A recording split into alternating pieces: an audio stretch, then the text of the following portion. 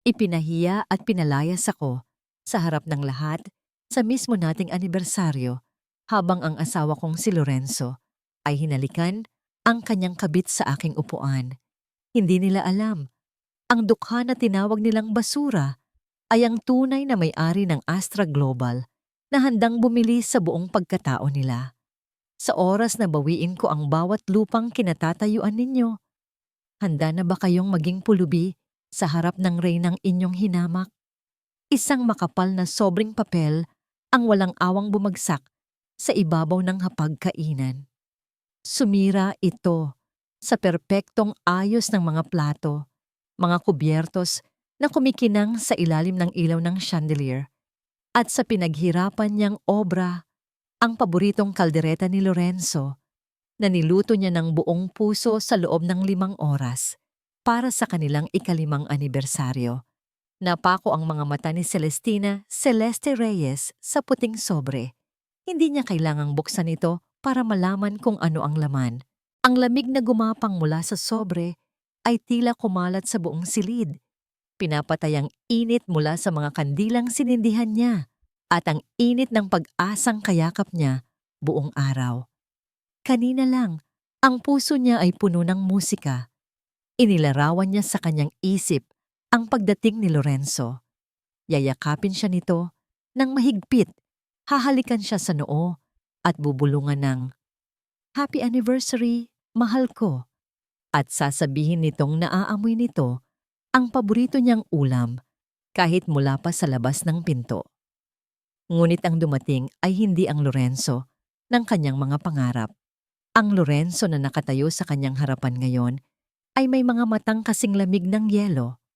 Sa tabi nito ay ang ina nitong si Doña Imelda de la Cruz na may ngising tagumpay sa mga labi. At nakakapit sa braso ni Lorenzo na parang linta ay si Katrina Sandoval, ang babaeng ipinakilala sa kanya bilang kinakapatid lamang ni Lorenzo. Ano? Ano ito, Lorenzo? Hirap na tanong ni Celeste. Ang boses niya ay basag.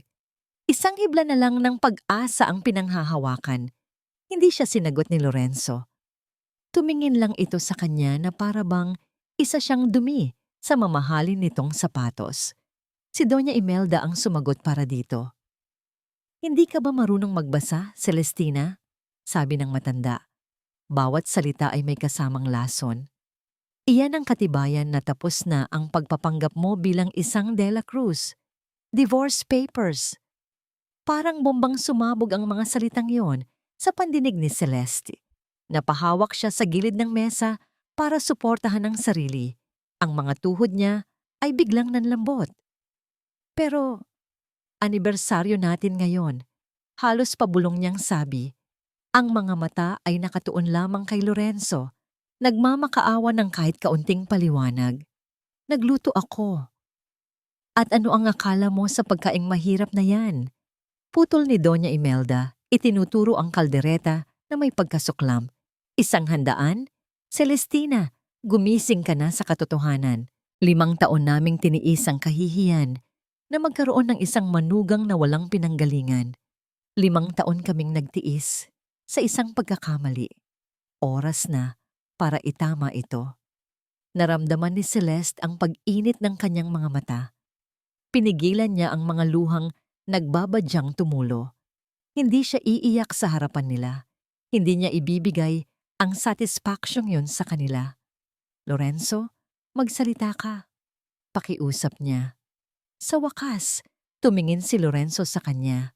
Ngunit walang pag-ibig, walang pagsisisi, walang kahit anong emosyon sa mga mata nito. Tanging pagkainip. "It's over, Celeste." Malamig niyang sabi. Inalis niya ang pagkakahawak ni Katrina sa kanyang braso at niyakap ito sa baywang. "Si Katrina ang mahal ko. Siya ang nararapat na maging Mrs. De La Cruz, hindi isang babaeng wala man lang maipagmamalaking yaman o pangalan. Isang sampal." Bawat salita ay isang sampal na mas masakit pa sa totoong sampal. Ang babaeng tinuring niyang kaibigan, ang asawang pinagsilbihan niya at minahal ng buong buo. Sabay siyang sinaksak sa likod. Ngumiti si Katrina. Isang matamis ngunit nakakakilabot na ngiti. I'm sorry, Ate Celeste. Hindi ko sinasadya, pero hindi mo naman mapipigilan ng puso. Naramdaman ni Celeste ang apdo na umakyat sa kanyang lalamunan. Ate. Tinawag pa siya nitong ate. Ang kapal ng muka. Sa gitna ng panlalabo ng kanyang paningin dahil sa mga luhang pinipigilan, nakita niya ang kamay ni Lorenzo na humahaplos sa tiyan ni Katrina, isang kilos na puno ng pag-aalaga. At sa isang iglap, naunawaan niya ang lahat. Buntis si Katrina. Iyon na ang huling patak. Ang huling hibla ng kanyang pagtitimpi ay naputol. Isang tawa ang kumawala sa kanyang mga labi. Isang tawang walang saya, puno ng sakit at kabiguan. 5 taon, sabi niya, habang dahan-dahang tumutulo ang mga luha sa kanyang pisngi. 5 taon ng buhay ko ang sinayang ko sa inyo, para lang sa huli. Itatapon ninyo ako na parang basura.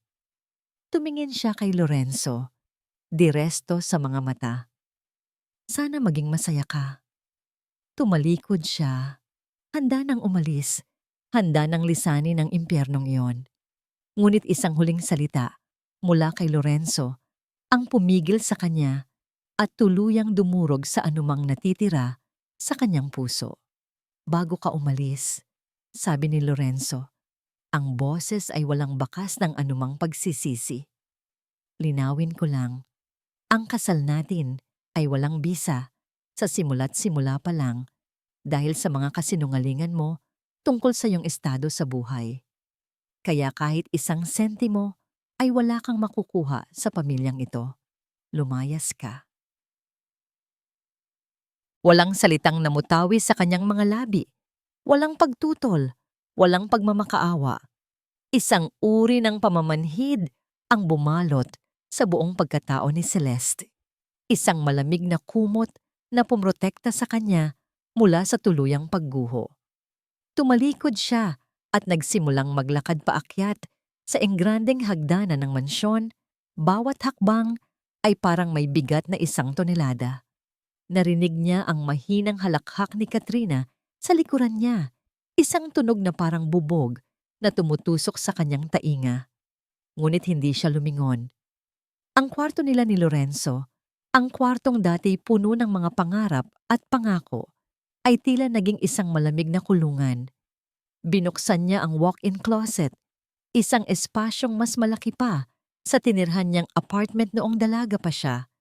Sa isang dulo ay nakahanay ang mga mamahaling damit at sapatos na ibinili sa kanya ni Lorenzo, mga bagay na bihirang-bihira niyang isuot dahil hindi niya maramdamang bagay sa kanya. Sa kabilang dulo, sa isang maliit na sulok, naroon ang kanyang lumang maleta.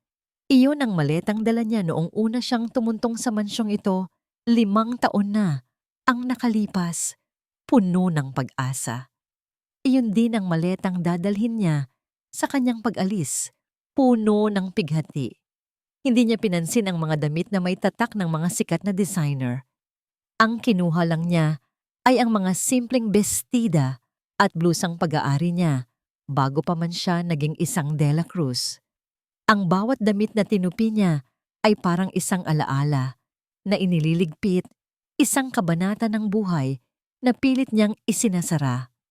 Habang nag-aayos siya, pumasok ang kanilang matandang kasambahay, si Manang Lydia, na may daladalang baso ng tubig.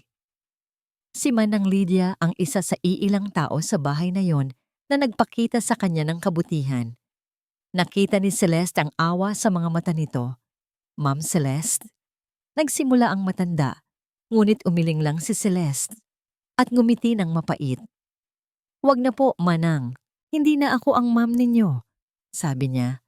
Ang boses ay kalmado sa kabila ng unos sa kanyang dibdib. Salamat po sa lahat. Iniabot ni Manang Lydia ang tubig at nag-iwas ng tingin, hindi makayanan ng lungkot sa mukha ng dalaga. Tahimik itong tumulong sa paglalagay ng mga damit sa maleta. Isang tahimik na pakikiramay. Pagbaba niya, wala na sila sa sala.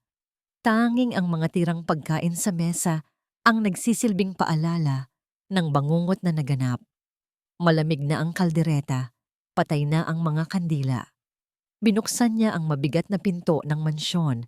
Isang malakas na buhos ng ulan ang sumalubong sa kanya na parang walang katapusang luha ng langit, nakikidalamhati sa kanyang sinapit. Hindi siya nag-atubili. Humakbang siya palabas, palayo sa gintong hawla na naging bilangguan niya. Basa ang kanyang damit sa isang iglap. Ang malamig na patak ng ulan ay gumuhit sa kanyang mga pisngi, humahalo sa sarili niyang mga luha na hindi na niya napigilan. Naglakad siya ng walang direksyon, hila-hila ang maliit na maleta sa basang kalsada ng Marangyang Subdivision. Ang bawat mansyon na madaanan niya ay tila nangungutya sa kanyang kaawa-awang kalagayan. Naglakbay ang kanyang isip sa nakaraan. Sa isang panahong, ang ulan ay simbolo ng romansa, hindi ng kalungkutan. Naalala niya ang kanilang unang date ni Lorenzo. Inabutan sila ng ulan habang namamasyal sa parke. Tumakbo sila at sumilong sa ilalim ng isang puno. Nanginginig siya sa ginaw. Niyakap siya ni Lorenzo mula sa likuran. Ipinagsama ang kanilang mga kamay at ibinulong sa kanyang tainga. Huwag kang mag-alala. Nandito ako. Hindi kita pababayaan. Naniwala siya. Oh, kung paano siya naniwala. Isang rumaragasang sasakyan ang dumaan at winisikan siya ng maruming tubig mula sa kalsada. Napapikit siya at ang masayang alaala ay napalitan ng isang mas malalim, mas masakit na gunita. Nasa isang puting kwarto siya ng ospital. Ang amoy ng antiseptic ay nangingibabaw. Nakahiga sa magkahiwalay na kama ang kanyang ama't ina. Kapwa mahina at payat dahil sa sakit at sa pagkabangkarote ng kanilang negosyo. Hinawakan ng kanyang ama ang kanyang kamay. Ang dating matipunong kamay na yon ay butot balat na lamang. Anak, patawarin mo kami. Humihingal na sabi ng kanyang ama. Nawala sa amin ang lahat. Ang kayamanang pinaghirapan namin para sa'yo. Umiling si Celeste habang pinipigilan ang paghikbi. Hindi po mahalaga yon, itay. Ang mahalaga ay gumaling kayo. Ngumiti ang kanyang ina, isang malungkot na ngiti. Ang yaman, anak, ay isang sumpa. Inakit nito ang mga ahas na sumira sa atin. Huwag mong hahayaang ang pera ang magdikta sa iyong kaligayahan o sa iyong pag-ibig. Humigpit ang hawak ng kanyang ama. Hanapin mo ang isang taong magmamahal sa iyo dahil sa kung sino ka, Celestina. Hindi dahil sa kung anong meron ka. Mabuhay ka ng simple. Iyon lang ang hiling namin. Iyon ang pangakong binitawan niya sa puntod ng kanyang mga magulang. Pangakong tutuparin niya. Kaya't nang makilala niya si Lorenzo, isang lalaking mula sa mayamang pamilya, itinago niya ang katotohanan na siya ang nag-iisang tagapagmana ng isang napakalaking yaman na muling itinayo ng kanyang mga loyal na katiwala mula sa mga abo ng kanilang pagkalugi. Gusto niyang patunayan sa sarili niya at sa kanyang mga magulang na posible ang pag-ibig na puro. Isang mapait na tawa ang kumawala sa kanya habang patuloy siyang naglalakad sa ilalim ng ulan. Isang malaking katangahan. Sa wakas, pagod na ang kanyang katawan at kaluluwa. Napaupo siya sa isang waiting shed sa labas ng subdivision. Malamig ang sementong upuan. Basang-basa siya at nanginginig. Inilapag niya ang kanyang maleta at niyakap ang sarili. Walang laman. Walang direksyon, walang natira. Tumingin siya sa kanyang refleksyon sa basang sahig. Ang nakita niya ay isang babaeng kaawa-awa, talunan at basag. Ito ba ang gusto ng kanyang mga magulang para sa kanya? Ang maging isang martir sa isang pag-ibig na hindi naman totoo? Hindi. Isang bagong determinasyon ang pumalit sa pamamanhid na kanyang nararamdaman. Dahan-dahan, kinuha niya mula sa isang maliit at sikretong bulsa ng kanyang pitaka ang isang luma at simpleng keypad na telepono. Isang bagay na hindi mo aakalaing pag-aari ng isang De La Cruz. Ito ang tanging koneksyon niya sa kanyang totoong buhay. Nanginginig ang kanyang mga daliri habang pinipindot ang iisang speed dial number. Pagkatapos ng 2 ring, isang magalang na boses ng lalaki ang sumagot sa kabilang linya. Ma'am, huminga ng malalim si Celeste. Ang lahat ng luha, lahat ng sakit, lahat ng pagiging kaawa-awa ay biglang naglaho sa kanyang boses. Ang pumalit dito ay isang lamig na kayang magpabago ng panahon, isang awtoridad na matagal na niyang hindi ginamit. It's me, sabi niya. Ang boses ay matatag at walang emosyon. I-activate ang lahat. Oras na para bumalik. 1 linggo. 1 linggo na ang lumipas mula nang palayasin nila si Celeste. Para kay Lorenzo de la Cruz, ang 7 araw na yon ay parang isang masamang panaginip na sa wakas ay natapos na. Gumaan ang pakiramdam niya na para bang isang mabigat na pabigat ang naalis sa kanyang mga balikat. Tapos na ang pagkukunwari. Malaya na siya. Para ipagdiwang ang bagong kabanatang ito, dinala niya ang kanyang ina at si Katrina sa isa sa pinakamahal na fine dining restaurants sa Bonifacio Global City. Nakaupo sila sa isang private room, napapaligiran ng salamin na may tanawin ng mga kumikinang na gusali ng syudad. Ang champagne ay dumadaloy at ang halakhak ni Katrina ay parang musika sa pandinig ni Lorenzo. Isang tagay para sa ating kinabukasan, sabi ni Lorenzo. Itinaas ang kanyang baso. Para sa pamilya de la Cruz at sa bago nitong reyna. Nakangiting itinaas din ni Katrina ang kanyang baso. Ang mga mata ay nagliliwanag. Para sa atin, mahal ko. Si Doña Imelda ay mukhang mas masaya kaysa kailanman. Sa wakas, naitama rin ang isang malaking pagkakamali, sabi niya, habang sumusulyap ng may pag-aproba kay Katrina. Ikaw, Hija, ang tunay na nararapat para sa aking anak. Isang babaeng may pinag-aralan at mula sa disenteng pamilya. Mula sa isang maliit na kahon ng alahas, inilabas ni Lorenzo ang isang kukmikinang na kwintas na may diamante. Isinuot niya ito sa leeg ni Katrina na napasinghap sa tuwa. Ito ay panimula pa lang, mahal ko. Bulong ni Lorenzo habang hinahalikan ito sa pisngi. Ang buong mundo, ibibigay ko sa iyo at sa magiging anak natin. Ang kanilang pagdiriwang ay biglang naantala ng isang balita mula sa malaking flat-screen TV na nasa sulok ng silid. Karaniwan, nakapatay ang TV na yon. Ngunit ngayon ay naka-on ito sa isang business news channel. Breaking news sa mundo ng korporasyon, sabi ng news anchor. Ang boses ay seryoso. Ang De La Cruz Realty and Development, isa sa mga haligi ng real estate sa bansa, ay nasa bingit ng alanganin.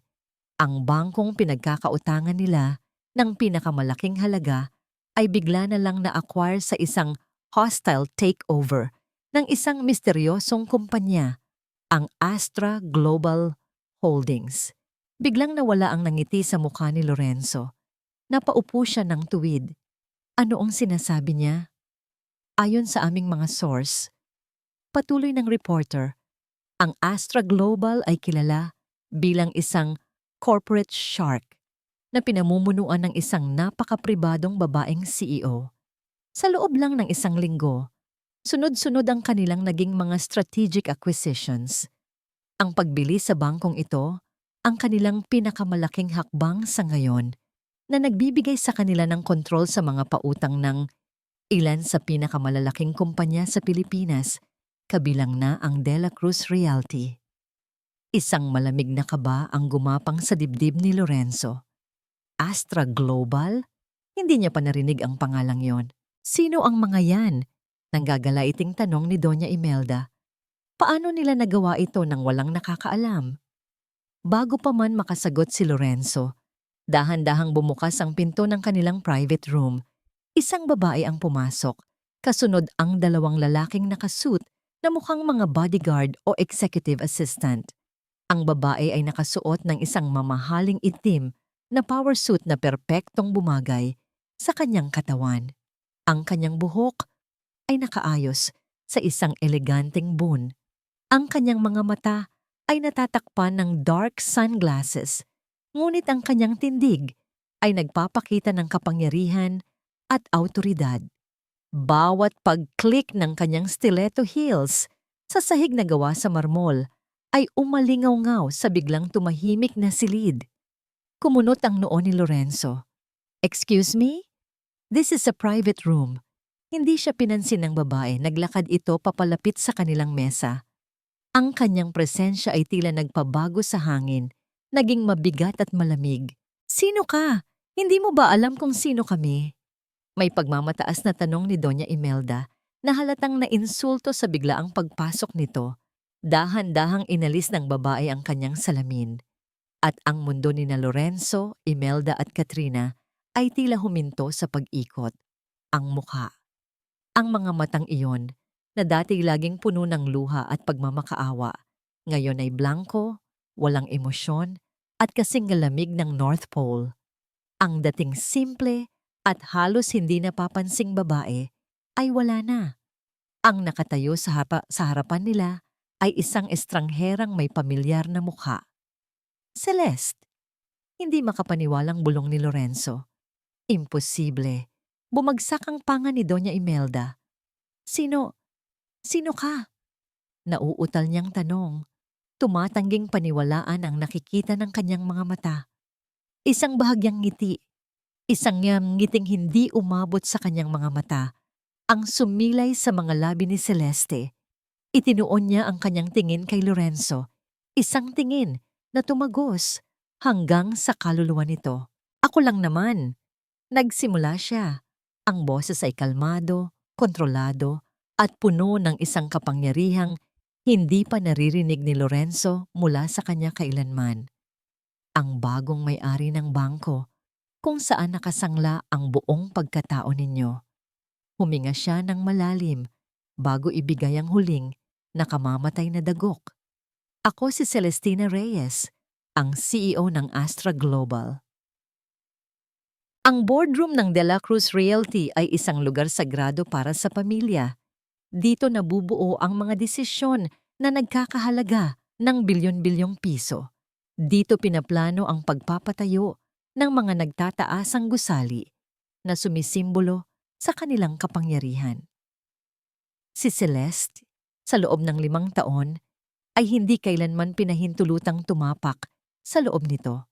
Para sa kanila, siya ay palamuti lang sa bahay, hindi kasama sa negosyo. Ngayon, nakaupo siya sa pinakakabiserang silya, ang upuang dating para lamang kay Don Alejandro, ang yumaong ama ni Lorenzo. Nasa paligid niya ang buong board of directors ng kumpanya. Mga dati makapangyarihang lalaki at babae na kung tumingin sa kanya noon ay parang hangin lang siya. Ngayon, ang mga mukha nila ay puno ng pagkabigla, pagkalito at takot. Sa kanyang kanan ay nakaupo si Lorenzo na namumutla at hindi mapakali. Sa kaliwa niya ay si Doña Imelda na sa unang pagkakataon ay nawalan ng kanyang mapagmataas na tindig. Ang kanyang mga kamay ay bahagyang nanginginig sa ibabaw ng makintab na mesa.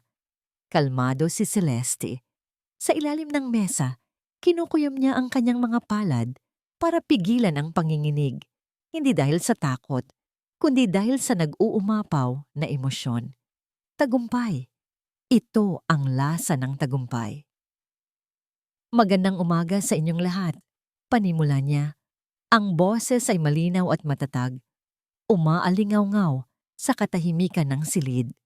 "Ako si Celestina Reyes, ang bagong mayoryang kasosyo ng bangkong nagmamay-ari ng lahat ng inyong malalaking pautang. Tinawag ko ang emergency meeting na ito para sa isang simpleng anunsyo." Ibinigay niya ang hudyat sa kanyang assistant, isang matangkad na lalaking nagngangalang Mr. David, na tumayo sa kanyang tabi. Ipinamahagi ni Mr.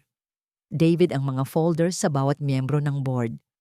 "Ayon sa Section 8, Paragraph 3 ng inyong loan agreement," sabi ni Mr. David sa isang professional na tono, "may karapatan ng bangko na bawiin o i-call in ang buong halaga ng utang kung may malinaw na material adverse change sa financial standing o pamamalakad ng kumpanya. At sa mga nakalipas na buwan, kitang-kita ang pagbagsak ng inyong kita at ang mga questionableng desisyon ng management. Isang kaguluhan ang sumabog sa silid. Imposible! Hindi ninyo maaring gawin yan, sigaw ng isang board member. Babasagin ninyo ang kumpanya. Sabi naman ng isa pa.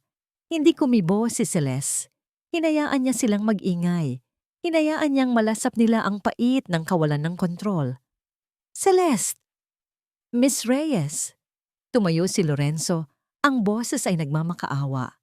Ito ang unang pagkakataong kinausap siya nito mula pa noong gabing iyon sa restaurant. Mayroon sigurong ibang paraan. Pwede nating pag-usapan ito. Bigyan mo kami ng palugit. Alam kong nagkamali kami sa'yo, pero huwag mo namang idamay ang negosyong pinaghirapan ng pamilya ko. Tumingin si Celeste kay Lorenzo. Sa loob ng isang segundo, nakita niya ang lalaking minahal niya noon, desperado at takot. Ngunit mabilis na naglaho ang imaheng iyon. Ang nakikita niya na lang ngayon ay isang duwag. Mr. Dela Cruz, malamig niyang sagot. Idiniin ang formalidad ng kanilang relasyon ngayon. Ang usapan na ito ay hindi personal. Ito ay tungkol sa negosyo. Ang Astra Global ay narito para protektahan ang aming investment. At sa ngayon, ang kumpanya ninyo ay isang masamang investment. Due and demandable ang inyong utang in full within 24 hours. Napahagulhol si Doña Imelda. Sa wakas, nawala na ang lahat ng pagmamataas nito. Tumingin ito kay Celeste. Ang mga mata ay puno ng luha. Anak, Celeste, pakiusap. Nagsimula ito ginagamit ang salitang anak na kailanmay hindi nito ginamit noong masaya pa sila. Patawarin mo na kami sa aming mga nagawa. Huwag mo sanang sirain ang legasiya ng aming pamilya. Isang mapait na ngiti ang gumuhit sa labi ni Celeste. Legasiya, pamilya, mga salitang ipinagkait sa kanya. Aling pamilya po ang tinutukoy ninyo, Doña Imelda? Tanong ni Celeste. Ang boses ay mahinahon, ngunit bawat salita ay may talim. Ang pamilya ba na itinuring akong basura at ipinagtulakan palabas sa gitna ng gabi? Pasensya na po, pero hindi ko yata kilala ang pamilyang iyon. Natigilan si Doña Imelda. Walang maisagot. Tumayo si Celeste. Hudyat na, tapos na ang pulong. Mayroon kayong 24 na oras. Pagkatapos niyon, sisimulan na ng aming mga abogado ang foreclosure proceedings sa lahat ng inyong mga ari-arian. Good day, ladies and gentlemen. Tumalikod siya at naglakad palabas. Kasunod ang kanyang team. Iniwan ang kaguluhan at pag-aalala sa loob ng boardroom. Pagpasok niya sa kanyang sasakyan, isang mamahaling itim na sedan na may tinted na salamin, iniabot sa kanya ni Mr. David ang isang tablet. Ma'am, the market is reacting. Bumagsak na po ng 30% ang stocks ng Dela Cruz Realty sa unang oras pa lang ng trading. Tiningnan ni Celeste ang screen. Isang mahabang linyang pula ang gumuguhit pababa sa graph, parang dugong dumadaloy mula sa isang malalim na sugat. Ang simbolo ng kanilang pagbagsak. Isang maliit, halos hindi mahahalata, ngunit puno ng kasiyahang namumangiti, ang sumilay sa kanyang mga labi. Ito pa lang ang simula. Ito pa lang ang unang singil. Paandar na ang sasakyan nang biglang isang tao ang humarang sa daraanan nito. Napapreno ng malakas ang driver, si Lorenzo. Mukha itong desperado, ang buhok ay gulo-gulo. Ang mamahaling suit ay lukot na. Lumapit ito sa bintana sa gilid ni Celeste at kumatok ng malakas. Celeste, pakiusap, mag-usap tayo. Sigaw nito, ang boses ay basag. Hindi ibinaba ni Celeste ang bintana. Tiningnan niya lang ito mula sa loob na parang nanonood ng isang palabas. Celeste, parang awa mo na. Patuloy ni Lorenzo. Halos idinidikit na ang mukha sa salamin. Ang dating aroganteng CEO ay mukha ng pulubi sa lansangan. Anong kailangan kong gawin para patawarin mo kami? Sabihin mo, kahit ano, gagawin ko. Dahan-dahang pinindot ni Celeste ang buton para bahagyang bumaba ang bintana. Sapat lang para marinig siya nito. Tiningnan niya ito ng diretso sa mga mata. Ang kanyang mukha ay walang anumang emosyon. Gusto mong malaman kung ano ang kailangan mong gawin? Tanong niya. Ang boses ay mahina, ngunit malinaw. Tumango ng sunod-sunod si Lorenzo. Ang mga mata ay puno ng pag-asa. Humugot ng malalim na hininga si Celeste bago binitawan ang mga salitang magiging simula ng tuluyang pagyurak sa pagkatao nito. Lumuhod ka. Ang amoy ng murang sabon at fabric conditioner ay dumikit sa balat ni Lorenzo de la Cruz. Ibang-iba sa amoy ng kanyang mga Italian leather na sapatos o ng French cologne na nagkakahalaga ng sweldo ng isang ordinaryong manggagawa. Ang kulay asul na uniforme ng janitor ay magaspang sa kanyang balat, isang patuloy na paalala ng kanyang bagong katotohanan. Lumuhod siya. Sa gitna ng kalsada, sa harap ng maraming tao, sa ilalim ng tingin ni Celeste na walang emosyon, lumuhod si Lorenzo. Inilunok niya ang lahat ng kanyang pride, ang pangalan ng kanyang pamilya, ang kanyang pagkalalaki. Ginawa niya. At ang kapalit, hindi ang pagpapatawad, kundi isang kontrata, isang trabaho. Ito ang uniforme mo at ito ang schedule mo. Sabi ng supervisor ng maintenance, isang matandang lalaking may makapal na bigote at mga matang tila nakita na ang lahat. Inilapag nito sa harapan niya ang isang pares ng uniforme, isang ID na may nakasulat na De La Cruz, Sanitary Engineer, isang magarbong tawag para sa janitor, at isang listahan ng mga gawain. Walang imik na tinanggap ito ni Lorenzo. Walang nagawa ang kanyang mga abogado. Nakatali ang lahat ng kanilang ari-arian sa utang. Ito na lang ang natitirang paraan, ang magpakumbaba at umusa sa awa ni Celeste.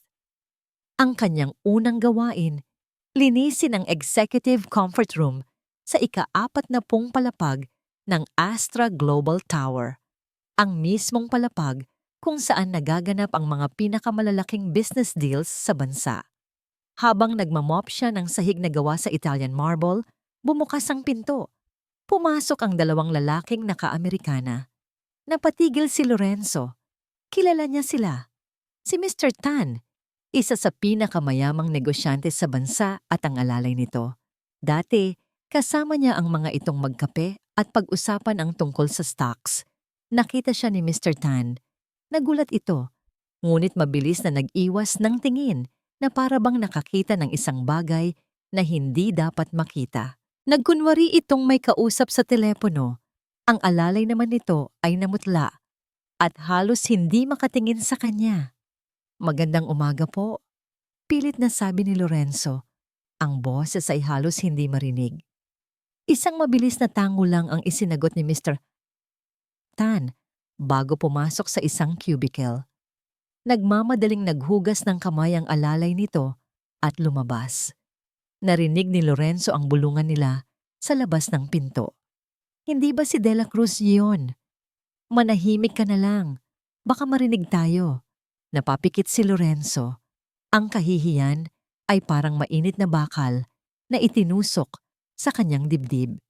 Itinuloy niya ang pagmamop, mas diniinan ang bawat kuskos na para bang kaya niyang burahin ang kanyang pagkatao kasama ng dumi sa sahig. Kinahapunan, habang nililinis niya ang grand lobby, dumating ang isang eksenang mas masahol pa sa lahat.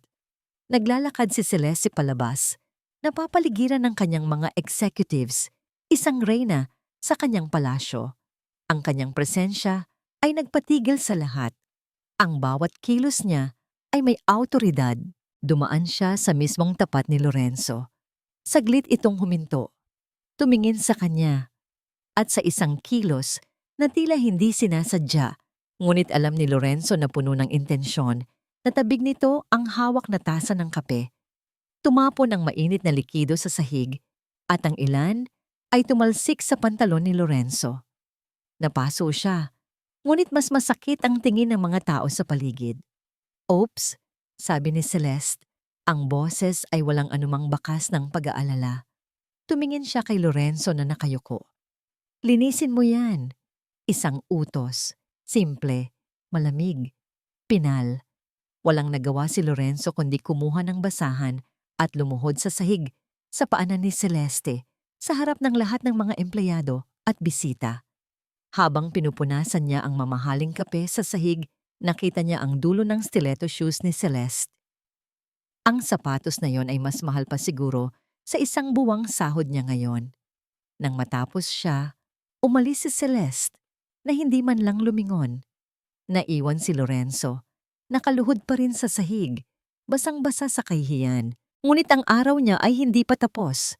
Bago matapos ang kanyang shift, habang itinutulak niya ang kanyang cart na puno ng basura, isang pamilyar na boses ang tumawag sa kanya. "Lorenzo, mahal?" Si Katrina.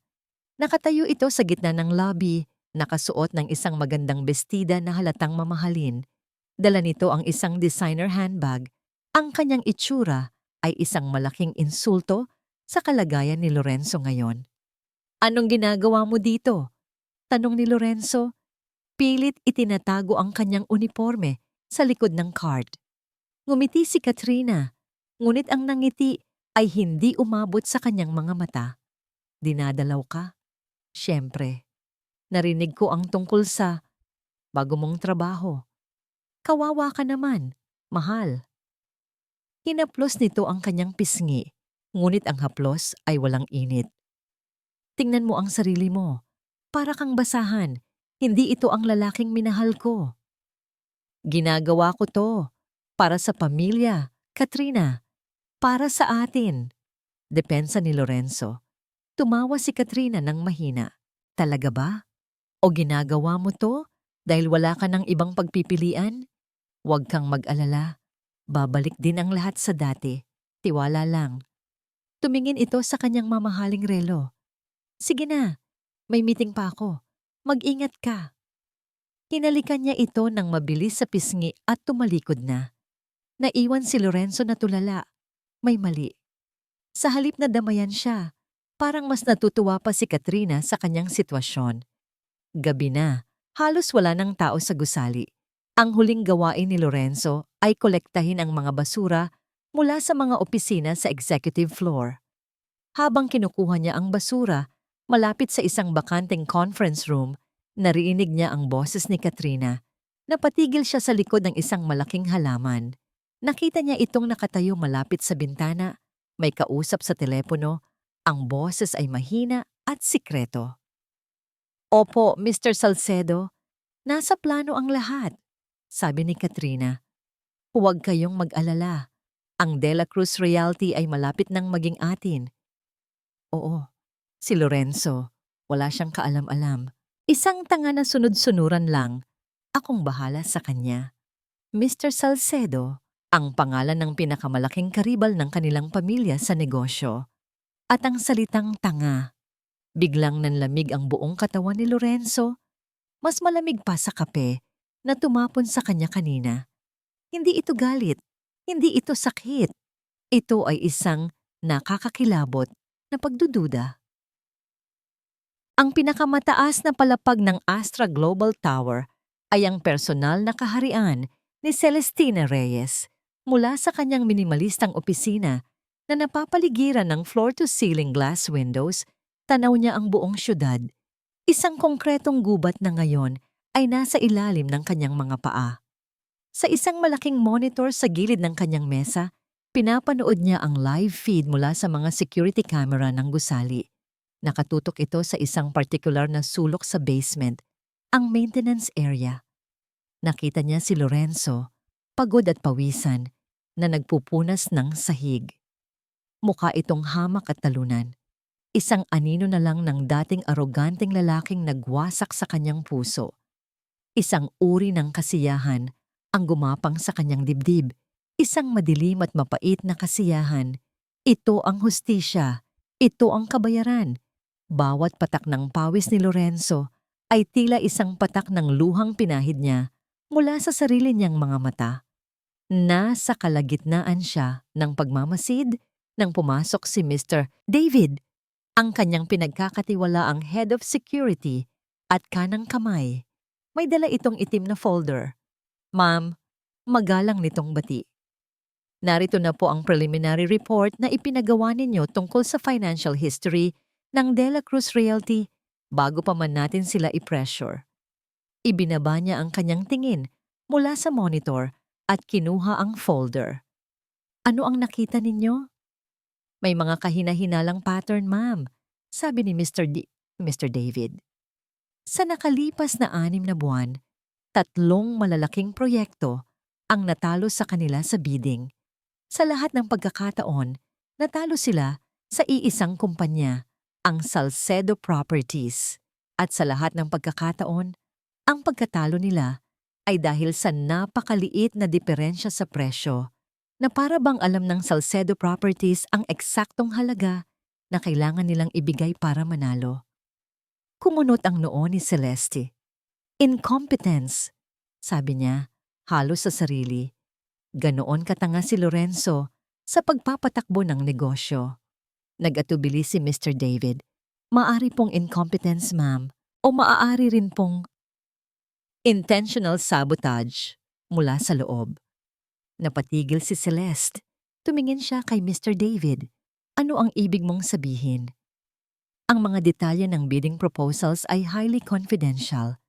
Imposibleng malaman ng kalaban nang walang tulong mula sa isang taong may mataas na access sa loob ng Dela Cruz Realty. Biglang nawala ang kasiyahang nararamdaman ni Celeste kanina. Napalitan ito ng isang matalas na interes ng isang negosyante. Ang kanyang isip, na matagal nang nakatuon sa paghihiganti, ay biglang bumalik sa dati nitong talas. Ipakita mo sa akin ang lahat, utos niya. Sa sumunod na 2 oras, ang opisina ni Celeste ay naging isang war room. Sinuri nila ang mga financial records, mga email trail, at mga logbook. Kitang-kita ang pattern. May isang ahas sa loob ng Dela Cruz Realty, matagal na bago pa man siya bumalik sa eksena. Gusto kong makita ang lahat ng security footage ng mga lugar na madalas puntahan ni Lorenzo, sa labas ng opisina, sa nakalipas na 6 na buwan, mga restaurant, hotel lobbies, kahit saan. Utos ni Celeste. Mabilis na kumilos ang team ni Mr. David. Di nagtagal. Isang serye ng mga video clips ang lumabas sa kanyang monitor. At doon, sa gitna ng maraming tao, isang pamilyar na mukha ang laging lumilitaw kasama ni Lorenzo. Si Katrina. Ngunit may isang clip na nakakuha ng kanyang pansin. Isang footage mula sa lobby ng isang 5-star hotel. Nakaupo sina Lorenzo at Katrina sa isang mesa. Umalis sandali si Lorenzo para sagutin ang isang tawag. Naiwang mag-isa si Katrina. Pagkatapos ng ilang segundo, isang lalaki ang lumapit sa kanya. Inabutan siya ng isang makapal na envelope at mabilis na umalis. Ang lalaking yon ay kilalang-kilala bilang isa sa mga tauhan ni Mr. Salcedo. Parang isang piraso ng puzzle na biglang nailagay sa tamang lugar. Biglang naglakbay ang isip ni Celeste sa nakaraan. Isang hapunan, mga 4 na buwan na ang nakalipas. Masayang-masaya si Lorenzo dahil nanalo sila sa isang kontrata para sa isang bagong condominium project sa Makati. Ang galing ko talaga, di ba? Pagmamayabang ni Lorenzo habang umiinom ng alak. Tinalo natin ang Salcedo Properties ng isang buhok lang. Ngumiti ng matamis si Katrina. Wow, ang galing mo naman, mahal. Paano mo nagawa yon? Narinig ko mahigpit daw ang laban. Totoo bang nakuha ninyo ang pinakamagandang resulta sa geological survey kaya nakapagbigay kayo ng mas mababang presyo? Tumawa si Lorenzo. Sikreto yon, mahal. Pero dahil sa'yo, oo. Iyon ang alas natin. Noon, ang tanong ni Katrina ay parang ordinaryong pagkausyoso lang ng isang nagmamahal na nobya. Ngayon, sa paningin ni Celeste, ang tanong na yon ay isang tuso at kalkuladong pangingisda ng impormasyon na pahahawak siya sa kanyang sentido. Ang lahat ng mga aksidente, mga kamalasan sa negosyo ng mga Dela Cruz, hindi iyon dahil sa katangahan ni Lorenzo. O hindi lang yun ang dahilan. May tumutulong sa kanya para maging tanga. Mr. David, Sabi ni Celeste. Ang boses ay naging seryoso. May narinig ba ang mga tauhan natin sa gusaling ito? Anumang bulong-bulungan? Mayroon po, ma'am, sagot ni Mr. David. Isang gabi, narinig daw po mismo ni Mr. Dela Cruz na may kausap sa telepono si Miss Faith Sandoval. Narinig niya ang pangalan ni Mr. Salcedo. Ang buong pag-uusap ay na-record ng isa sa mga hidden microphones na ipinalagay natin sa executive hallway para sa inyong seguridad. Parang binuhusan ng malamig na tubig si Celeste. Ipatugtog mo. Pinindot ni Mr. David ang isang file sa kanyang tablet. Isang malinaw na audio recording ang umalingaw-ngaw sa tahimik na opisina. Ang boses ni Katrina. Opo, Mr. Salcedo. Nasa plano ang lahat. Huwag kayong mag-alala. Ang Dela Cruz Realty ay malapit nang maging atin. Oo, si Lorenzo. Wala siyang kaalam-alam. Ang dali niyang paikutin. Isang tanga na sunod-sunuran lang. Akong bahala sa kanya. Sa oras na makuha natin ang lahat, itatapon ko na rin siya, gaya ng ginawa niya sa basura niyang asawa. Natahimik ang buong silid. Pagkatapos ng recording, tumingin si Celeste sa security monitor. Nakita niya si Lorenzo, nagpupunas pa rin. Ang muka ay guhit-guhit ng pagod at kahihiyan. Ang lalaking kinamumuhian niya ng buong puso. Ang lalaking sinisisi niya sa lahat ng kanyang pagdurusa. Ngunit ang narinig niya ay nagbago sa lahat. Hindi lang pala siya ang nilinlang. Hindi lang siya ang ginamit. Ang buong paghihiganti niya ay nakatutok sa maling tao. O, mas tamang sabihin, sa isang tao lang. Tumingin siya sa imahe ni Lorenzo sa screen at sa unang pagkakataon, hindi galit o kasiyahan ang naramdaman niya, kundi isang nakakagimbal na realisasyon.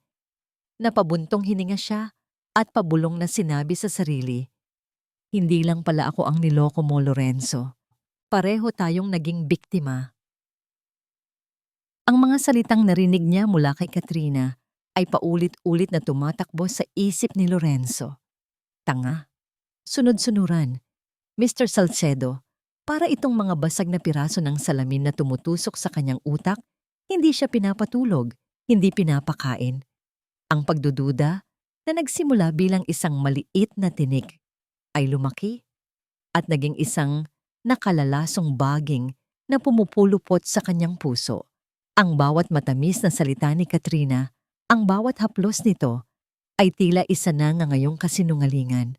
Ang pagbubuntis nito, ang tanging dahilan kung bakit niya tiniis ang lahat ng kahihiyan, ay tila isa na ngayong tanikala na ginamit para itali siya sa isang mas malaking panloloko.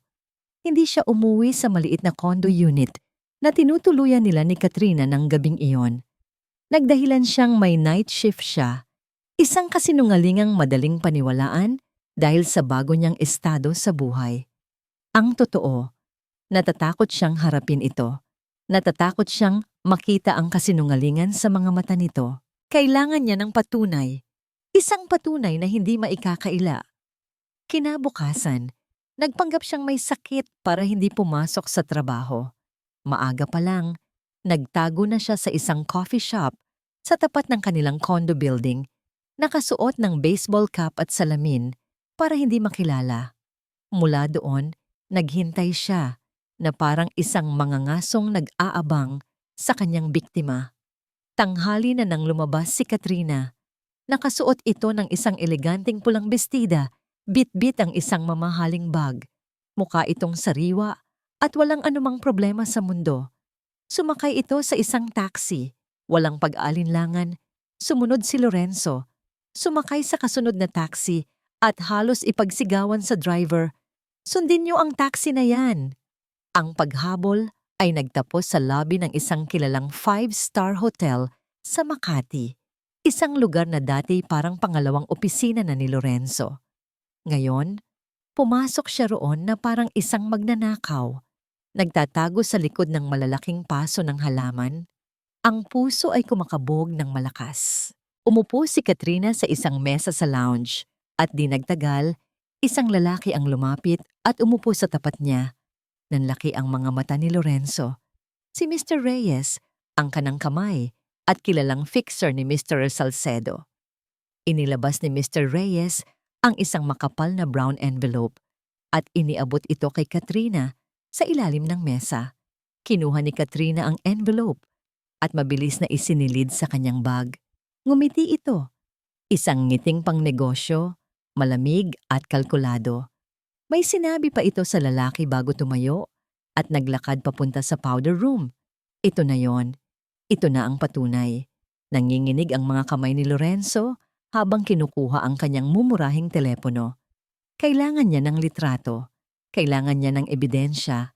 Gabi na nang harapin niya ito. Pagpasok ni Katrina sa kondo, nakita niya si Lorenzo na nakaupo sa dilim. Isang solong ilaw mula sa lampshade ang nagbibigay liwanag sa mukha nitong seryoso at pagod. Mahal, nandyan ka pala. Bakit ang dilim? Masayang bati ni Katrina. Papalapit para sana humalik. Umiling si Lorenzo. Saan ka galing? Tanong niya. Ang boses ay kalmado ngunit may bigat. Kasama ko lang ang mga kaibigan ko. Nag-shopping kami. Sagot ni Katrina nang walang kahirap-hirap. Isang mapait na ngiti ang sumilay sa labi ni Lorenzo. Dahan-dahan niyang inilabas ang kanyang telepono at ipinakita ang litratong nakuha niya kanina. Malabo. Ngunit malinaw na nagpapakita kay Katrina at kay Mr. Reyes.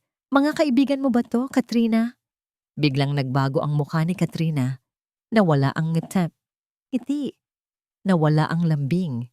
Sa isang iglap, ang babaeng kaharap niya ay naging isang estranghera. Tiningnan niya ang litrato, pagkatapos ay tumingin kay Lorenzo at sa halip na magpanik, isang maliit na ngisi ang lumabas sa kanyang mga labi. So nalaman mo na pala, sabi niya, na parang isang batang nahuli sa paglalaro. Ang galing mo naman mag-imbestiga, Lorenzo. Hindi ko akalain na may talino ka pa palang natitira. Parang sinampal si Lorenzo sa sinabi nito. Ang kawalan nito ng pagsisisi, ang pang-iinsulto nito ay mas masakit pa sa katotohanan ng kanyang pagkakanulo. Bakit? Iyon lang ang salitang lumabas sa kanyang bibig. Isang tanong na puno ng sakit, pagkalito at 5 taon ng pagtitiwala. Bakit mo to ginawa sa akin, sa pamilya ko? Tumawa si Katrina. Isang tawang malamig at walang saya. Dahil yan ang nararapat sa inyo, sagot niya habang naupo sa tapat ni Lorenzo na parang naglalaro lang sila ng chess. Dahil sa pera, syempre, ano pa ba? Akala mo ba talaga minahal kita? Lorenzo, isa kang convenient na ticket. Isang tangang mayaman na madaling paikutin. Ang pag-ibig na ipinakita mo ay isang kahinaan at ginamit ko lang yon. Ang anak natin, halos pabulong na sabi ni Lorenzo, kumakapit sa huling hibla ng pag-asa. Oo, anak mo yan, pag-amin niya. Isang magandang puhunan, di ba?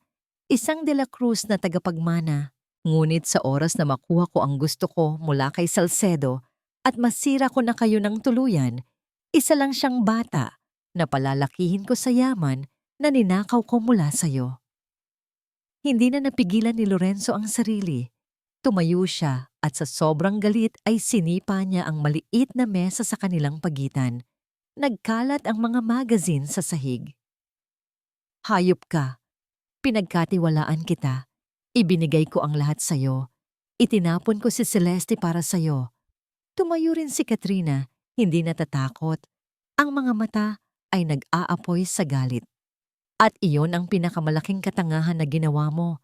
Ipinagpalit mo ang isang babaeng tunay na nagmahal sa'yo, kahit na tinatrato ninyo siyang parang aso para sa isang ahas na tulad ko. Deserve mo yan, Lorenzo. Deserve ninyong lahat ang mapunta sa putikan. Pero bakit? Bakit ganoon na lang ang galit mo sa amin? Sigaw ni Lorenzo, ang boses ay basag na. Tumingin si Katrina sa kanya. Ang mukha ay puno ng matagal ng kinikimkim na puot. Isang puot na hindi pa nakikita ni Lorenzo kailanman. Ang huling maskara nito ay tuluyan ng nalaglag. Inilalantad ang tunay na demonyo sa ilalim. Salamat sa pagiging tanga mo, Lorenzo. Dahil sa'yo, mapapabagsak ko na rin sa wakas ang pamilyang kinamumuhian ko. Sa salamin, isang babaeng hindi na halos kilala ni Celeste ang nakatitig pabalik sa kanya. Nakatayo siya sa gitna ng kanyang malawak na walk-in closet, suot ang isang damit na kulay dugong pula. Simple ang hiwa nito, ngunit gawa sa pinakamahal na sutla na yumayakap sa kanyang katawan na parang pangalawang balat. Ang kanyang buhok ay nakaayos sa isang masalimuot, ngunit eleganteng updo, at ang kanyang leeg ay pinalamutian ng isang simpleng kwintas na may iisang itim na perlas, isang regalo mula sa kanyang yumaong ama. Ito ang kanyang baluti para sa gabing ito. Hindi na ito ang Celestina na umiiyak sa kusina habang nagluluto ng kaldereta. Hindi na ito ang babaeng naglalakad sa ilalim ng ulan, basag at talunan.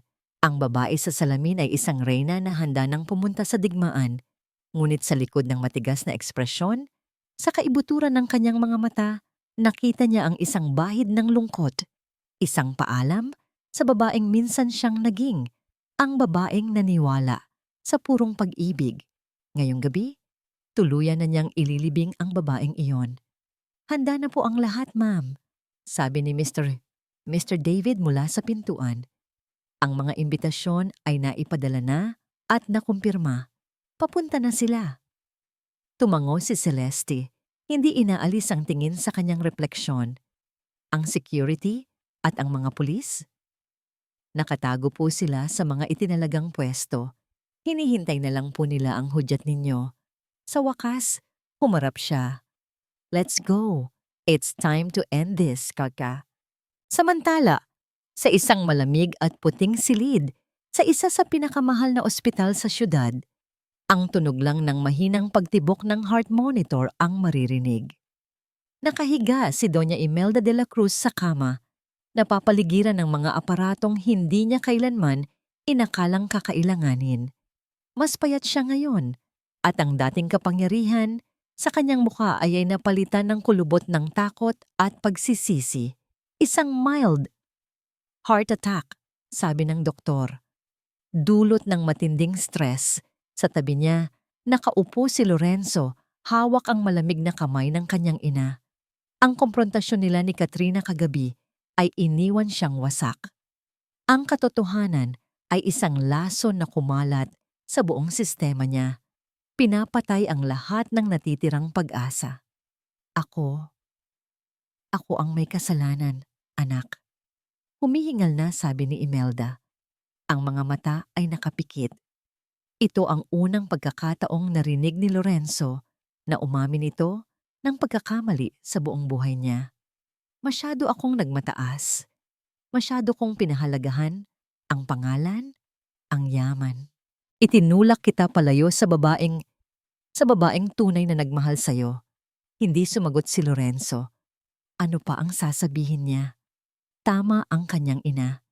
Silang dalawa ang sumira sa sarili nilang buhay. Isang nurse ang pumasok at iniabot sa kanya ang isang sobre. "Sir, may nagpadala po nito para sa inyo." Nagtatakang binuksan ito ni Lorenzo. Sa loob, isang makapal at eleganteng itim na card ang laman. "You are cordially invited to the Astra Global Holdings Annual Client Appreciation Gala. Tonight, Grand Ballroom Astra Tower." Isang paanyaya mula sa kumpanya ni Celeste. Sa ilalim ng formal na sulat, may isang maliit na nakasulat kamay na tala. May isang espesyal na anunsyo na hindi mo gugustuhing makaligtaan. Nanginig ang kamay ni Lorenzo. Isang patibong. Alam niyang isa itong patibong. Ngunit isa rin itong oportunidad. Marahil, ito na ang tanging pagkakataon niya. Ang pagkakataong ilantad si Katrina sa harap ng lahat. Ang pagkakataong ipakita kay Celeste na hindi siya ang tunay na traidor. Isang desperadong pag-asang bumangon sa gitna ng kanyang pagkawasak. "Aalis ako, mama," sabi niya habang tumatayo. "May kailangan lang akong tapusin." Sa kanilang condo unit, masayang-masaya si Katrina habang hawak ang kaparehong imbitasyon. Dumating ito sa pamamagitan ng isang special messenger na lalong nagpadama sa kanya ng importansya. Para sa kanya, Ito ang hudyat ng kanyang tagumpay. Isang espesyal na anunsyo. Napangiti siya. Sigurado siyang si Mr. Salcedo ang may gawa nito. Marahil, ito na ang gabi kung kailan ia-anunsyo ang partnership ng Salcedo Properties at Astra Global, isang partnership na siya ang naging tulay. Ito na ang gabi ng kanyang pagkilala. Ang gabi kung kailan siya tatayo sa entablado bilang bagong kapangyarihan sa mundo ng real estate. Pumili siya ng isang makinang na silver na damit. Isang damit na sisigaw ng yaman at tagumpay. Wala siyang kamalay-malay sa komprontasyon na naghihintay sa kanya. Para sa kanya, tapos na ang laro at siya na ang nanalo. Ang mga ilaw ng Grand Ballroom ng Astra Tower ay kumikinang na parang mga bituin. Ang mga pinakamayayamang tao sa bansa ay naroroon, nag-uusap, umiinom ng champagne, at naghihintay sa kung anumang pasabog ang inihanda ng misteryosong CEO ng Astra Global.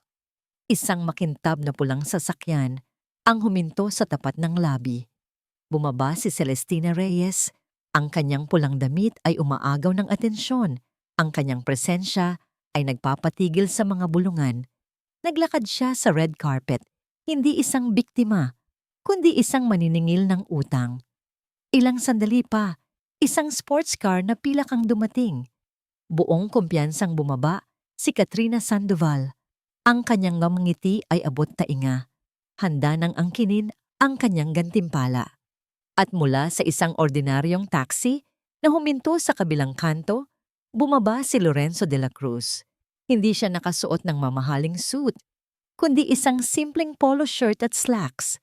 Wala sa kanyang mukha ang pagkasabik ng isang panauhin, kundi ang madilim na determinasyon ng isang sundalong papasok sa kanyang huling laban. 3 tao. 3 magkakaibang direksyon. 3 magkakaibang intensyon. Lahat sila ay humahakbang papasok sa iisang lugar, sa iisang gabi. Hindi alam na ang kanilang mga landas ay magbabanggaan sa isang pagsabog na yayanig sa pundasyon ng kanilang mga buhay. Nagsisimula na ang bisperas ng pagbagsak. Ang Grand Ballroom ay puno ng bulungan at marangyang halakhak. Ang mga pinakamakapangyarihang pangalan sa negosyo at lipunan ay naroroon. Lahat ay nag-aabang sa espesyal na anunsyo ng gabi. Nakahanap ng pwesto si Lorenzo sa isang madilim na sulok, malayo sa mga mata ng mga taong dati niyang tinatawag na kaibigan. Mula doon, kitang-kita niya ang lahat. Nakita niya si Katrina na masayang nakikipag-usap sa mga bigating bisita. Ang tiyan nito ay bahagyang umuumbok sa ilalim ng makinang na damit. Mukha itong reyna ng gabi. Sa bawat ngiti at tawa nito, nararamdaman ni Lorenzo ang lason na gumagapang sa kanyang mga ugat. Ilang sandali pa, dumilim ang buong paligid. Isang spotlight ang bumukas, nakatutok sa gitna ng entablado. Ang lahat ng ingay ay huminto. Mula sa gilid, lumabas si Celestina Reyes. Ang kanyang pulang damit ay tila apoy sa gitna ng kadiliman. Naglakad siya papunta sa podium. Ang bawat hakbang ay may bigat at layunin. Ang buong ballroom ay nasa ilalim ng kanyang spell. Nakatitig lang si Lorenzo kay Celeste. Ibang-iba na talaga ito. Ang babaeng nakatayo sa entablado ay hindi na ang asawa niyang umiiyak habang naghihiwa ng sibuyas. Ito ay isang general na handang mag-utos ng pag-atake. Isang bahagi niya ang namangha, isang bahagi ang nasaktan, at isang bahagi ang umasa. Umasa na sa gabing ito, kahit paano, mauunawaan nito na pareho silang biktima. Mula sa entablado, kitang-kita ni Celeste ang lahat. Nakita niya ang mga mukha ng paghanga, inggit, at pag-usisa. Nakita niya si Katrina, nakatayo malapit sa harap, ang mukha ay puno ng pag-asam. At sa isang madilim na sulok, nakita niya si Lorenzo, nag-iisa at mukhang basag. Nagtama ang kanilang mga mata sa loob ng isang segundo. Walang salitang namagitan, ngunit sa isang iglap na yon, isang buong kwento ng pag-ibig, sakit at pagkakanulo ang nagdaan. Iniwas niya ang kanyang tingin at humarap sa mikropono. Magandang gabi sa inyong lahat. Panimula ni Celeste, ang kanyang boses ay malinaw at matatag, umaalingaw-ngaw sa bawat sulok ng ballroom. Salamat sa pagdalo sa aming taunang pagtitipon. Marami sa inyo ang nagtatanong kung ano ang espesyal na anunsyo na inihanda namin. Hindi ito tungkol sa isang bagong acquisition o isang bagong produkto. Huminto siya, hinahayaang mabitin ng lahat sa kanyang mga salita. Ang anunsyo ngayong gabi ay tungkol sa katotohanan at tungkol sa hustisya. Nagbigay siya ng hudyat. Ang malaking LED screen sa likod niya na kanina'y nagpapakita lang ng logo ng Astra Global ay biglang umilaw. Ang lumabas ay hindi isang business presentation, kundi isang litrato. Ang litrato ni Katrina na kausap si Mr. Reyes sa lobby ng hotel. Isang kolektibong paghinga ng gulat ang narinig sa buong ballroom. Napako ang tingin ng lahat kay Katrina na biglang namutla. Ang nangiti sa kanyang mga labi ay naglaho na parang bula. Marahil ay kilala ninyo ang babaeng ito, patuloy ni Celeste, habang sunod-sunod na lumalabas sa screen ang mga ebidensya, mga bank statement ng mga lihim na transaksyon, mga kopya ng mga confidential bidding documents ng De La Cruz Realty na ipinasa sa Salcedo Properties. Siya si Katrina Sandoval, isang socialite, isang kinakapatid, isang kasintahan. Tumingin si Celeste ng diretso kay Katrina, na ngayon ay nanginginig na. Pero ang hindi ninyo alam, siya rin ay isang corporate spy, isang traidor, isang magnanakaw. At pagkatapos, ang huling dagok. Ipinatugtog ni Celeste ang audio recording. Ang boses ni Katrina, malinaw at hindi maikakaila, ay umalingaw-ngaw sa buong ballroom, isinisiwalat ang lahat ng kanyang masasamang plano. Isang tanga na sunod-sunuran lang. Akong bahala sa kanya. Sa oras na makuha natin ang lahat, itatapon ko na rin siya, gaya ng ginawa niya sa basura niyang asawa. Ang katahimikan ay nakakabingi.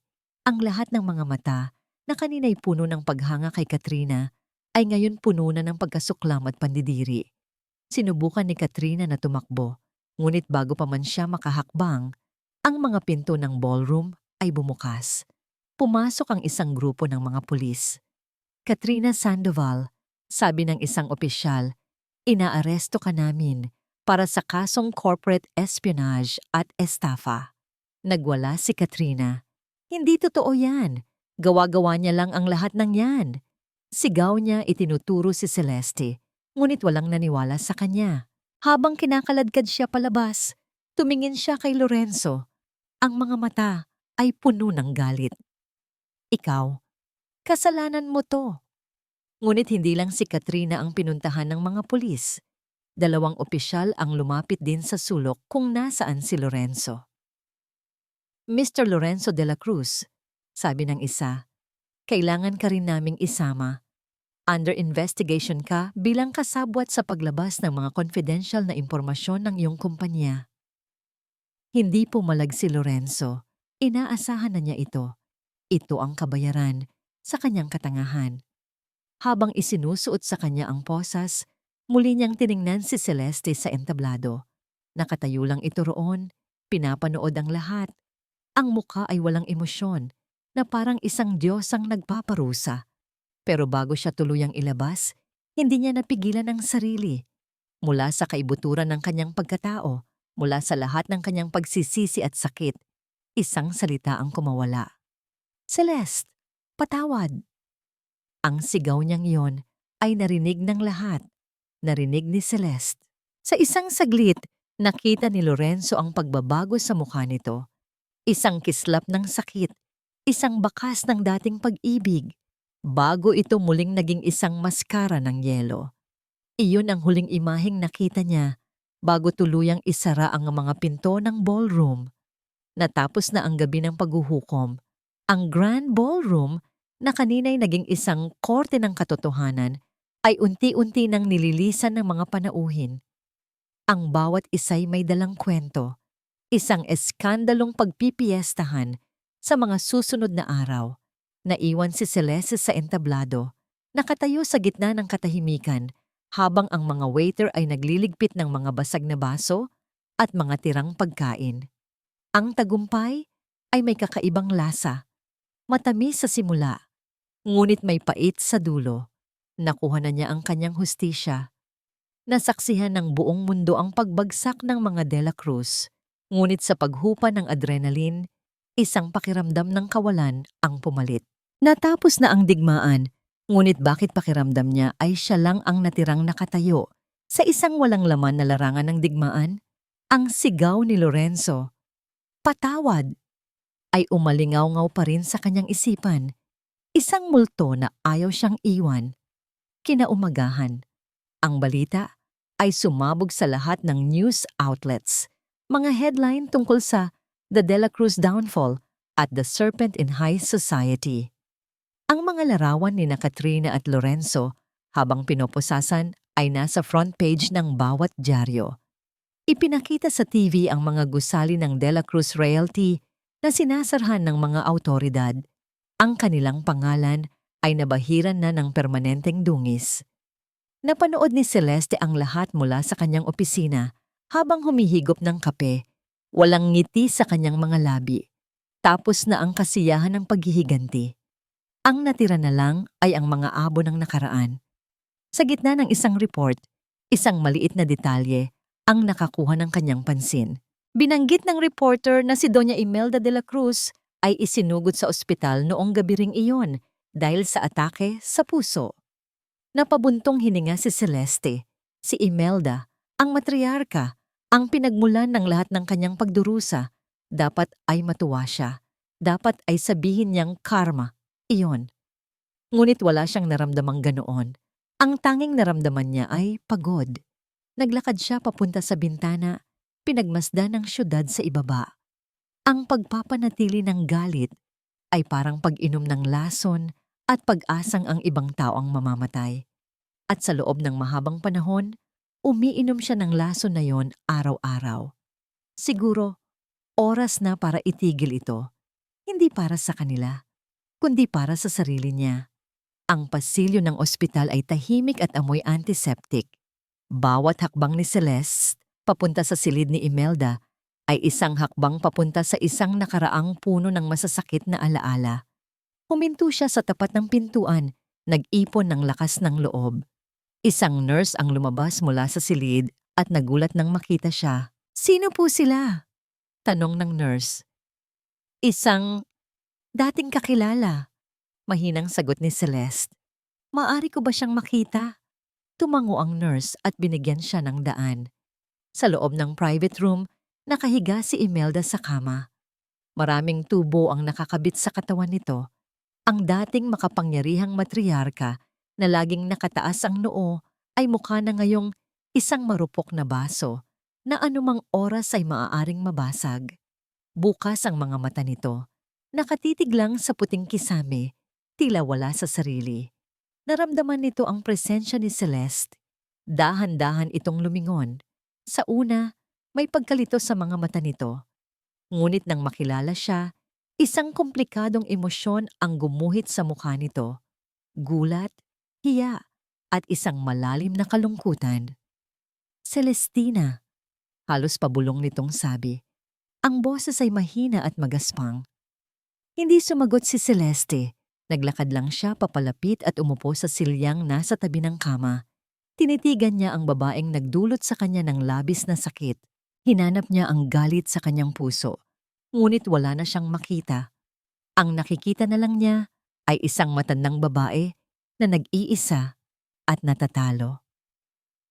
Napanood ko sa balita," sabi ni Imelda. Hirap na hirap magsalita. Ang anak ko, si Lorenzo." Isang luha ang tumulo mula sa gilid ng kanyang mga mata. Wala na ang lahat. Ang pangalan, ang yaman, ang legasya, nawala na parang abo. Muling nabuhay ang kaunting galit sa dibdib ni Celeste. Iyon lang ba ang mahalaga sa inyo? Ang pangalan? Ang legasya? Tumingin si Imelda sa kanya. Ang mga mata ay puno ng pagsisisi. Hindi. Noon, oo. Akala ko iyon ang pinakamahalaga sa lahat. Akala ko iyon ang magpapanatili sa amin sa itaas. Ngayon ko lang naintindihan, ang tunay na yaman ay ang pamilya. Isang pamilyang sinira ko. Nagpatuloy ito sa pag-iyak. Isang tahimik ngunit masakit na pag-iyak. Kasalanan ko ang lahat, Celestina. Ako ang bumulong sa isip ni Lorenzo. Ako ang nagtanim ng pagdududa. Ako ang nagtulak sa kanya na iwan ka. Dahil sa takot kong masira ang dalisay na dugo ng mga De La Cruz, isang napakalaking katangahan. Huminga ito ng malalim. Patawarin mo ako, anak. Patawarin mo ako sa lahat ng sakit na idinulot ko sa'yo. Hindi ko hinihiling na tulungan mo kami. Ang hinihiling ko lang ay ang iyong kapatawaran para kahit paano makahinga ako ng payapa. Tinitigan ni Celeste ang nagmamakaawang mukha ni Imelda. Ito na ang sandaling pinakahihintay niya, ang makitang lumuhod sa kanyang harapan. Kahit sa emosyonal na paraan, ang reyna ng mga De La Cruz, ngunit wala siyang naramdamang tagumpay. Hindi siya nagsalita ng pinapatawad na kita. Masyadong maaga, masyadong malalim ang sugat, pero hindi rin niya ipinagkaitang awa. Tumayo siya at lumapit sa bintana. Hindi ganoon kadaling magpatawad, Doña Imelda. Ang mga pilat na iniwan ninyo ay mananatili habang buhay. Lumingon siya pabalik. Pero hindi rin ako mamumuhay habang buhay sa galit. Sisimulan ko ang aking paghihilom at sana simulan niyo na rin ang sa inyo. Tumawag siya sa pinto. Isang private nurse na nakaantabay sa labas ang pumasok. Alagaan ninyo siya. Utos ni Celeste. Siguraduhin ninyong hindi siya magkukulang sa anumang pangangailangang medikal.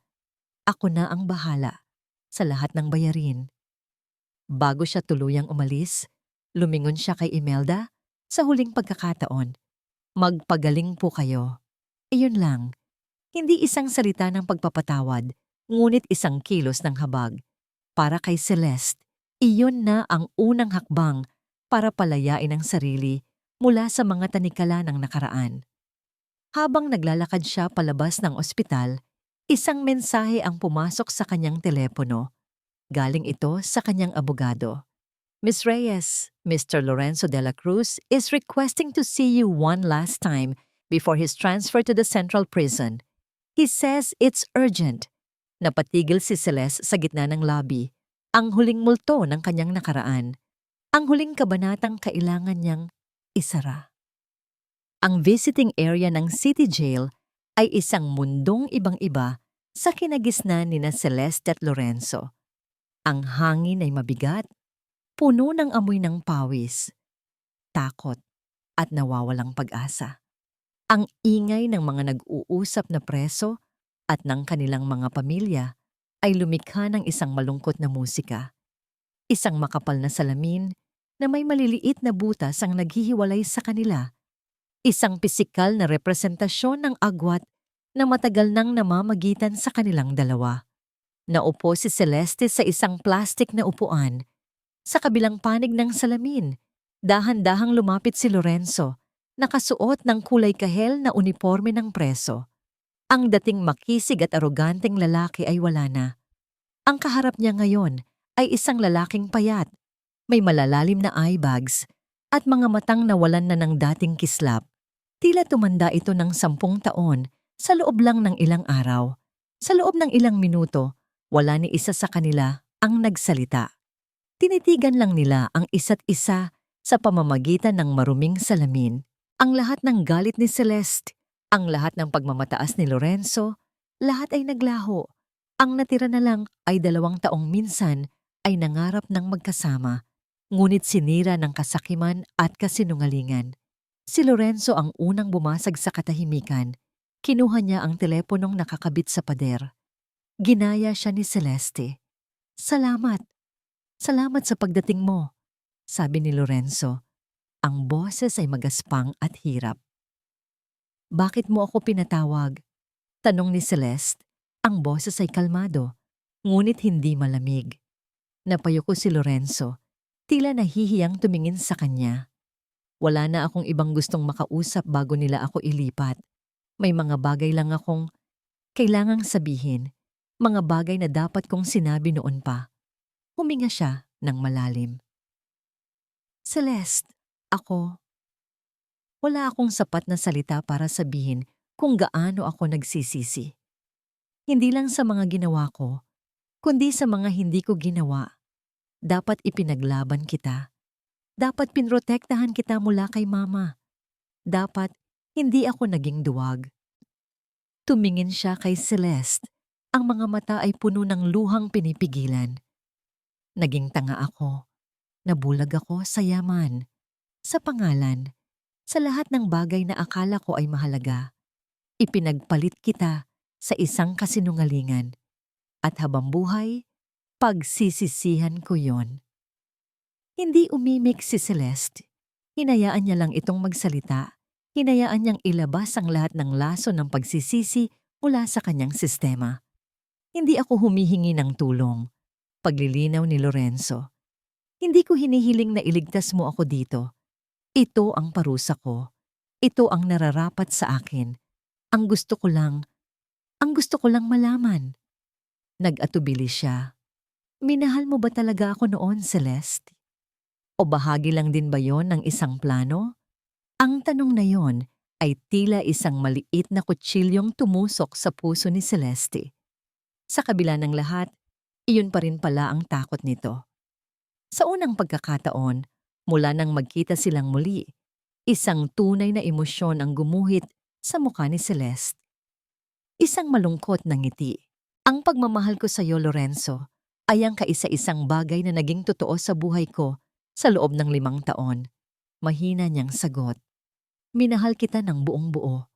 Minahal kita sa paraang handa kong talikuran ang lahat para sa iyo. At iyon din ang dahilan kung bakit sobrang sakit ng ginawa mo. Isang luha ang tuluyang pumatak mula sa mga mata ni Lorenzo. Isang luha ng kaluwagan at mas matinding pagsisisi. Patawad, Celeste. Tumango si Celeste. Pinapatawad na kita, Lorenzo, sabi niya. At sa pagsambit ng mga salitang iyon, naramdaman niya ang isang mabigat na kadena na nalaglag mula sa kanyang puso. Pinapatawad kita, hindi dahil sa iyo, kundi para sa akin, para makalaya na ako. Salamat, bulong ni Lorenzo. Salamat. May isa pa akong gustong malaman, sabi ni Celeste. Ang bata, ang anak ninyo ni Katrina, ano ang mangyayari sa kanya? Umiling si Lorenzo, ang mukha ay puno ng sakit. Hindi ko alam. Ang sabi ng mga awtoridad, ipapaampon daw nila kapag naipanganak na. Wala na siyang pamilya. Sinira ko ang kinabukasan ng sarili kong anak bago pa man siya magsimula. Natahimik si Celeste. Ang isang inosenteng bata ay madadamay sa kasalanan ng mga magulang nito. Oras na po, sabi ng isang gwardiya sa likod ni Lorenzo. Tumayo na si Lorenzo. Celeste! Lorenzo! Putol ni Celeste. Ang Lorenzo na minahal ko. Matagal nang namatay. Siguro, habang nasa loob ka, hanapin mo ulit ang sarili mo. Magsimula kang muli. Tumango si Lorenzo, isang huling, mapait na tango. Paalam, Celeste. Paalam, Lorenzo. Inilapag nila ang mga telepono. Tumalikod si Lorenzo at dahan-dahang naglakad palayo. Isang bilanggo hindi lang ng selda, kundi ng sarili niyang mga pagkakamali. Pinanood siya ni Celeste hanggang sa maglaho siya sa isang pasilyo. Hindi siya lumingon. Hindi na siya lumingon pa. Tumayo siya at naglakad palabas ng bilangguan. Paglabas niya, sumalubong sa kanya ang sikat ng araw. Napapikit siya. Sa unang pagkakataon sa loob ng napakatagal na panahon, ang sikat ng araw ay hindi nakakasilaw. Ito ay mainit. Puno ng pag-asa. Naramdaman niya ang isang kaluwagan na hindi pa niya naramdaman kailanman. Tapos na. Ang aklat ng kanyang nakaraan, kasama si Lorenzo de la Cruz ay tuluyan ng naisara. Ang nakaraan ay nasa likod na niya. Ang hinaharap ay isang blankong pahina na naghihintay na sulatan. 6 na buwan ang lumipas. Ang hanging humahampas sa mukha ni Celestis sa rooftop garden ng Astra Global Tower ay hindi na nagdadala ng lalamig ng paghihiganti, kundi ng init ng isang bagong pag-asa. Mula sa itaas, pinagmamasdan niya ang syudad na abala sa sarili nitong buhay, isang paalala na ang mundo ay patuloy na umiikot, anuman ang mga personal na digmaang pinagdaanan ng bawat isa. Marami nang nagbago. Ang Astra Global Holdings sa ilalim ng kanyang pamumuno ay hindi na lang isang corporate shark. Nagsimula siyang mamuhunan sa mga proyektong may puso, mga pabahay para sa mga mahihirap, mga scholarship program para sa mga matatalinong kabataan, at mga livelihood project sa mga probinsya. Ang kanyang yaman, na dati naging dahilan ng kanyang pagtatago, ay naging instrumento na ngayon ng pagbabago. Sa isang engranding event na dinaluhan ng media at ng mga kilalang personalidad, formal niyang inilunsad ang Reyes Legacy Foundation, isang organisasyong ipinangalan sa kanyang mga magulang. Ang pangunahing layunin nito, tulungan ang mga maliliit na negosyante na naging biktima ng panloloko at pandaraya. Bigyan sila ng pangalawang pagkakataon para bumangon. Ang aking mga magulang ay nangarap ng isang mundong patas para sa lahat, sabi niya sa kanyang talumpati. Ang boses ay puno ng sinseridad. Nawala sa kanila ang lahat dahil sa kasakiman ng iilan. Ang pundasyong ito ay hindi lang para parangalan sila, kundi para ipagpatuloy ang kanilang laban, para ipaalala sa lahat na ang halaga ng isang tao ay hindi nasusukat sa pera na nasa bulsa niya, kundi sa integridad ng kanyang puso. Hindi na siya ang babaeng uhaw sa paghihiganti. Siya na ngayon ay isang leader na may inspirasyon, isang babaeng natagpuan ang tunay na kaligayahan hindi sa pagbagsak ng iba, kundi sa pagtulong sa pagbangon ng kapwa. Isang hapon, habang binibisita niya ang isa sa mga community centers na tinutulungan ng kanyang foundation, isang batang babae ang lumapit sa kanya at inabutan siya ng isang ginupit-gupit na papel na hugis bulaklak. Ngumiti si Celeste at ginulo ang buhok ng bata. Sa mga mata ng mga batang iyon, nakita niya ang purong pasasalamat, isang bagay na hindi kayang bilhin ng kahit anong halaga. Pagbalik niya sa opisina, isang liham ang naghihintay sa kanya. Galing ito sa City Jail at ang sulat kamay ay pamilyar. Galing ito kay Lorenzo. Nag-atubili siya bago ito buksan. Celeste, kamusta ka na? Nababasa ko sa dyaryo ang tungkol sa mga ginagawa mo. Ang galing! Ipinagmamalaki kita. Marami akong natututunan dito sa loob. Natututunan kong magtrabaho gamit ang aking mga kamay sa kauna-unahang pagkakataon. Natututunan kong ang bawat butil ng kanin ay may halaga. At higit sa lahat, natututunan kong mabuhay nang walang pangalang De La Cruz. Nais ko lang ipaalam sa iyo na si Katrina ay nanganak na. Isang malusog na batang lalaki. Nakita ko siya minsan. Kamukhang-kamukha niya ako nung bata pa ako. Ipinangako ko sa sarili ko na kapag nakalaya ako, gagawin ko ang lahat para maging isang amang karapat-dapat sa kanya, kahit sa malayo. Salamat sa pagpapatawad mo sa akin. Iyon ang nagbigay sa akin ng lakas para harapin ang bawat araw dito. Sana, balang araw, mapatawad ko rin ang sarili ko. Mag-ingat ka palagi. Lorenzo tinupi ni Celeste ang sulat at inilagay sa kanyang drawer. Isang bahagi ng kanyang buhay na tuluyan ng nagsara. Wala nang galit, wala nang sakit. Tanging pagtanggap.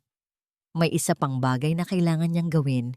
Kinabukasan, pumunta siya sa isang government-run orphanage. Sa isang silid na puno ng mga sanggol, isang bata ang agad na nakakuha ng kanyang pansin. Isang batang lalaking may mga matang kamukhang-kamukha ni Lorenzo. Walang nakakaalam kung sino siya. Ginamit niya ang kanyang mga koneksyon para manatiling anonymous ang kanyang pagbisita. Kinausap niya ang social worker. May isang foundation na gustong suportahan ang batang ito, sabi ni Celeste. Lahat ng kanyang pag-aaral, mga pangangailangan, hanggang sa pagtanda niya, siguraduhin ninyong hindi siya magkukulang sa anumang bagay. Ang tanging hiling ng foundation ay wag nang alamin kung sino sila. Ang bata ay walang kasalanan at nararapat siyang magkaroon ng magandang kinabukasan malayo sa anino ng mga kasalanan ng kanyang mga magulang. Ito ang huling kilos ni Celeste ng pagpapatawad. Isang kilos na hindi na kailangang malaman ng mundo. Gabi na. Muli, tumayo si Celeste sa balkonahe ng kanyang opisina. Pinagmasdan niya ang mga ilaw ng syudad na kumikinang sa kadiliman. Hindi na siya nag-iisa. Ang kanyang puso ay puno na ng kapayapaan at isang bagong kahulugan. Ang paghihiganti ay nagbigay sa kanya ng panandaliang kasiyahan, ngunit ang pagpapatawad at pagtulong sa kapwa ang nagbigay sa kanya ng pangmatagalang kaligayahan. Ang babaeng itinapon at niyurakan ay bumangon mula sa abo, hindi para sunugin ang mundo, kundi para maging isang ilaw dito. At habang nakatitig siya sa hinaharap, alam niyang marami pang mga kabanata ang naghihintay na sulatan. Ngunit sa pagkakataong ito, siya na ang may hawak ng panulat. Siya na ang may akda ng kanyang sariling kwento at ito ay isang kwento ng pag-asa.